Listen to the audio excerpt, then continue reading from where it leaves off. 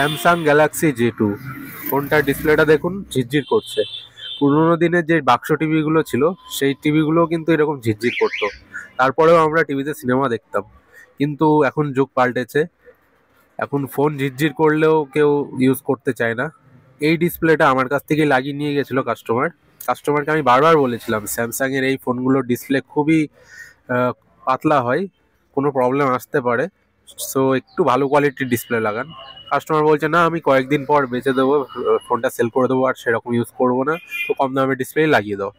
আমি তাকে সাবধান করেছিলাম যে কম দামের ডিসপ্লে লাগালে কিন্তু প্রবলেম আসতে পারে, সেক্ষেত্রে আমার কোনো দায়ভার থাকবে না।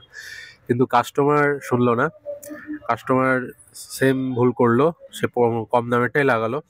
একটু হয়তো বেশি দাম পড়তো একটা ভালো ডিসপ্লে, কিন্তু সেটা না লাগিয়ে সে কম দামের ডিসপ্লেটাই লাগালো।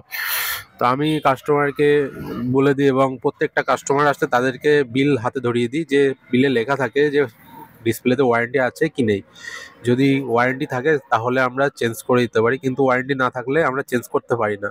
কিন্তু কাস্টমারটা যখন এই প্রবলেমটা নিয়ে আমাদের কাছে এসছে যে দেখো এটা কয়েকদিন আগে চেঞ্জ করে নিয়ে গেছিলাম, এই প্রবলেমটা হচ্ছে, তো কাস্টমারকে বিলটা চাইলাম, কাস্টমার বিলটা আমাদেরকে দেখালো।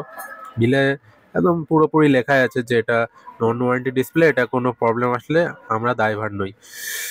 সুতরাং কাস্টমার বুঝেছে ব্যাপারটা, তারপরও কাস্টমার এখন আফসোস করছে যে তোমার কথা শুনলেই ভালো হতো, একটু ভালো কোয়ালিটি ডিসপ্লে লাগালে আমার এটা ভালো মতো চলতো। কিন্তু কি করা যাবে, আমার এখন তো নতুন ফোন কেনার মতো সামর্থ্য নেই, সুতরাং আমাকে এটা কিছু করার নেই, তাহলে আমাকে ফেলে রাখতে হবে ফোনটা। তো আমি দেখলাম কাস্টমারটা আমার পরিচিত কাস্টমার, অনেক দিন ধরে আমার কাছে ফোন রিপেয়ার করে, অনেকগুলো ফোন রিপেয়ার করেছে। তো আমি তাকে প্রথমে বললাম যে আপনি তাহলে 50% দিন, আমি 50% দিয়ে একটা ডিসপ্লে লাগিয়ে দিই। কিন্তু সে বলছে না, এই ফোনের পেছনে সে খরচ করবে না, কারণ এই ফোনটা এমনিতেও চেঞ্জ করবে, তো এই ফোনের পেছনে সে টাকা খরচ করবে না এবং ফোনটা বাড়িতে ফেলে রাখবে। তো আমি বললাম যে ফেলে না রেখে ফোনটা আপনি ডিসপ্লেটা চেঞ্জ করে বিক্রি করে দিন, তাতে যা টাকা আসবে সেটার সাথে কিছু অ্যাড করে আপনি একটা নতুন ফোন নিয়ে নিতে পারবেন।